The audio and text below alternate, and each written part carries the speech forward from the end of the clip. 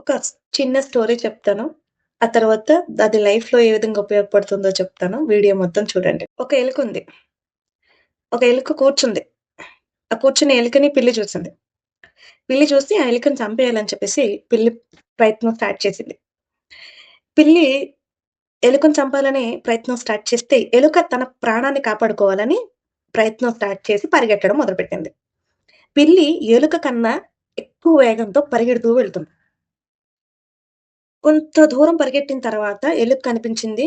నాకన్నా పిల్లెక్కువ వేగంతో పరిగెత్తుకుంటూ వస్తుంది. ఇంక నాకు చావు తథ్యం. ఈ పరిగెట్టి, పరిగెట్టి చచ్చిపోవడం కన్నా, ఒక్కసారి చచ్చిపోతే ఇంక గొడవ ఉండదు గదా! ఇంకెందుకు పరిగెట్టడం ఆపేద్దాం అని ఒక్కసారి ఎలుక భయంతో అనిపిచ్చింది. సరే ఆగిపోదాం అని అనుకునే టైంలో మళ్ళీ ఇంకొక ఆలోచనొచ్చింది. అరే! ప్రయత్నిస్తున్నాం గదా! మధ్యలో ఆగిపోయడం ఎందుకు? ఇంకొంచెం దూరం ప్రయత్నించి చూద్దాం. అప్పటికి గూడా ఇంకా మన చేతుల్లో ఏం లేదు అని అనుకుంటే ఇంక చచ్చిపోవడమే చేసేదేముంది? అని మళ్ళీ ధైర్యం తెచ్చుకొని ఇంకొంచెం వేగం పెంచి పరిగెత్తడం స్టార్ట్ చేసింది. కొంచెం దూరం పరిగెత్తిన తర్వాత చిన్న కన్నం దొరికింది. ఆ కన్నంలో దూరిపోయి తను కనిపించుకోకుండా తన ప్రాణాల్ని సేఫ్ చేసుకుంది. పిల్లి అక్కడి వరకు వచ్చింది గానీ, ఆ కన్నంలో దూరలేకపోయింది. ఎలికని పట్టుకోలేక వెనక్కి తిరిగి వెళ్ళిపోయింది.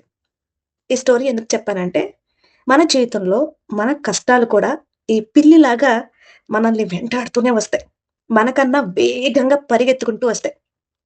అప్పుడు నువ్వు ఆగిపోయి ఆడ నిలబడిపోతే, ఈ కష్టాలన్నీ నీ మీదడిపోతాయి. నిన్ను కృంగదీసేస్తాయి. చివరికి నిన్ను నశింపచేసేస్తాయి.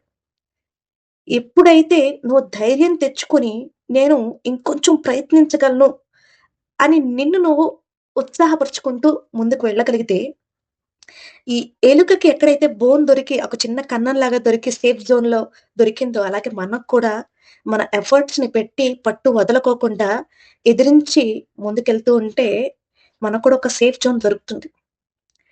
అప్పుడు ఈ కష్టాలన్నీ ఎంత మనల్ని వెంటాడుతూ వస్తున్నా కూడా, మన ఎఫర్ట్స్‌ని దాటి రాలేం. సో, కష్టాల్ని చూసి, బాధల్ని చూసి పరిగెత్తి, పరిగెత్తి ఆగిపోకండి. నిరంతరం పరిగెడుతూ ఉండండి. ఖచ్చితంగా ఏదో ఒక చోట సేఫ్ జోన్ ఉంటుంది. అప్పుడు కష్టాలాగిపోతాయి. మీరు భరించలేని కష్టాలాగిపోతాయి. అలా అని ఇంకొక కష్టం రాకుండా ఉండదని కాదు. కానీ ఎప్పుడైతే మీరు ధైర్యంగా నిలబడతారో, ఎన్ని కష్టాలొచ్చినా మిమ్మల్ని మీరు కాపాడుకోగలుగుతారు.